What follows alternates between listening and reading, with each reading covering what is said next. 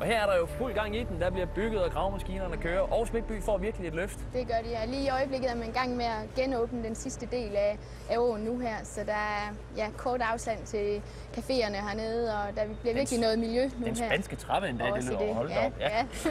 Og heroppe ligger der jo 50 lejligheder, der er lige nyopført. Jeg kan huske, da jeg var mindre, telefontorvet hedder det, der sad der sådan nogle mere eller mindre suspekt. Det var på bænken og sådan noget. Et helt andet område. Det er et andet i dag. Der er virkelig sket et løft her. Hvor lang tid er det taget at sælge sådan 50 nye lejligheder? Jamen det gik hurtigt. Vi havde utrolig stor efterspørgsel bare på grund af beliggenheden hernede. Så det tog en 5-6 måneder, så var det hele solgt, og der har været overtagelse nu her første på det hele. Og på skalaen fra 1 til 5, hvor ligger vi så med det her lejlighedskompleks? Jamen, vi ligger 4,5.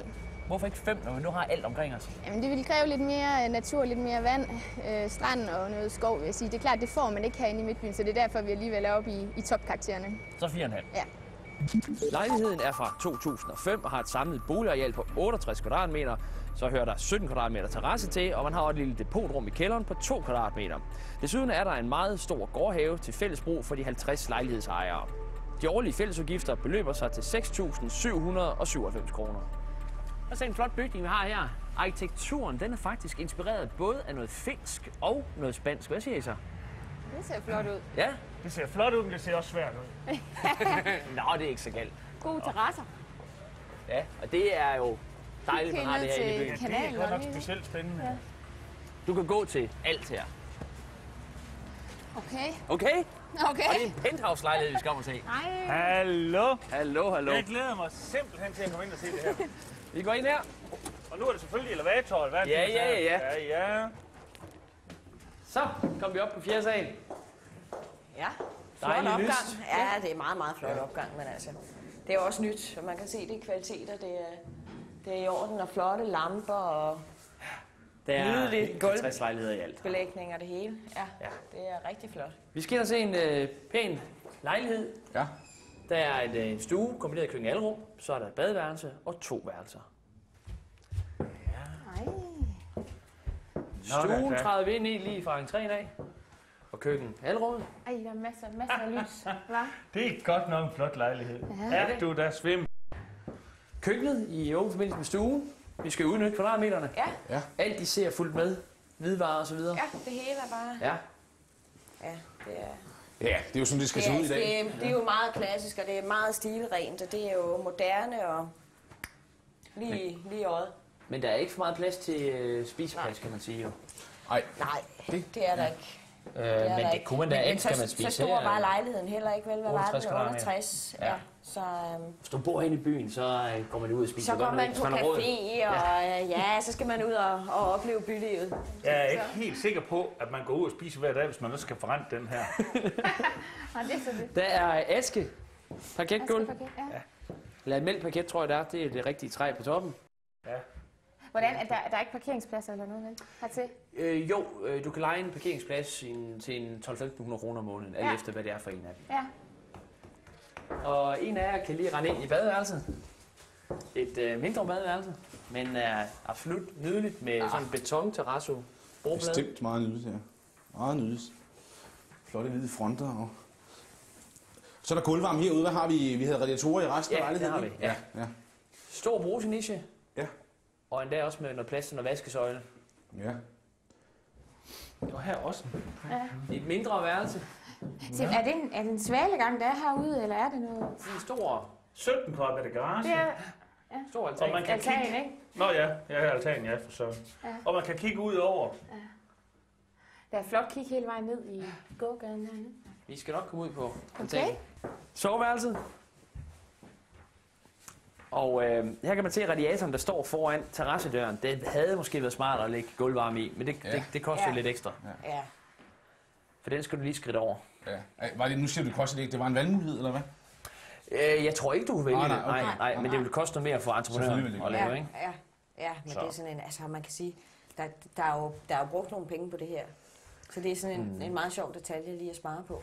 Jamen det er jo sådan set lejligheden, men der hører jo den her 17 kvadratmeter store altan terrasse til, som er super vigtig. Ja, meget.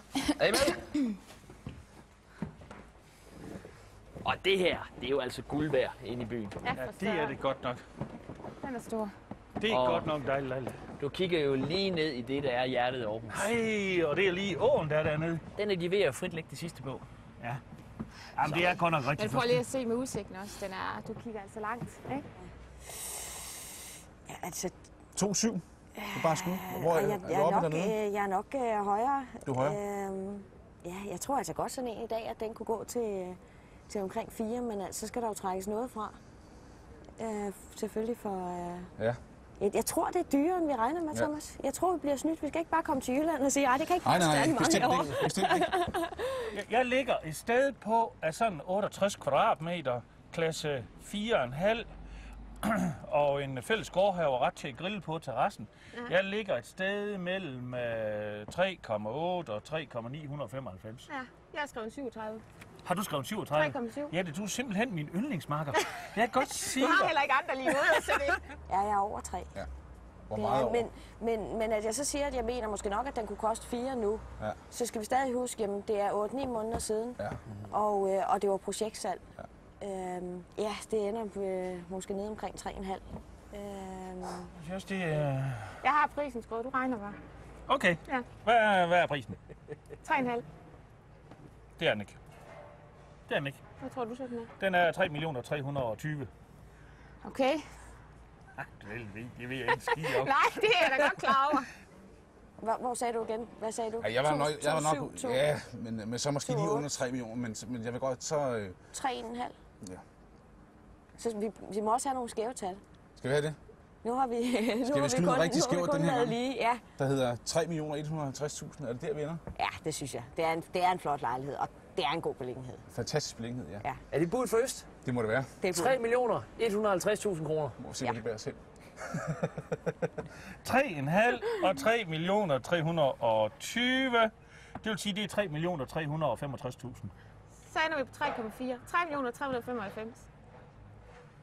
Altså 3.395.000. Vest siger... Vestholdet vil gerne have lov at sige, at vi dummer os godt nok nu her. Ja, det kan godt være, Vi dummer os godt nok, men Vestholdet siger 3.395.000. Så sluttede vi med den lille penthouse-lejlighed i Aarhus, og I har både set på Liebherr sommerhus og parcelhus i Hundested i den udsendelse her. Og nu så vi også på Liebherr penthouse-lejlighed. Hvad kan den her penthouse mon koste? Ja, det var slemt. Vest, Altså, vi er noget nervøse. Vest, de sagde 3.395.000. Ja, tak. Meget enige egentlig, når vi er oppe i de størrelser. Øst, 3.150.000 kroner. Det var en opgave. Jeg kan godt sige, at vi giver den fuld skrue i næste udsendelse. 2-1 til Øst, og så er der jo gaver til jer. Lad os se, hvad vi har til jer. Det viser sig, det kan. Globus. Nej, hvor er det så. Jo, det gør op lige meget, at du ikke får en live, for Holstebro er ikke på. Er Holstebro ikke med? Nej, jo, det er. Tillykke med det. Tak for det. Tillykke med sejren der. Og tak for denne gang.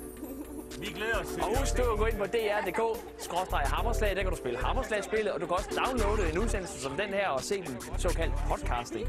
Prøv det. Mange gange tillykke. Hvor var det billigt. Det var simpelthen utroligt.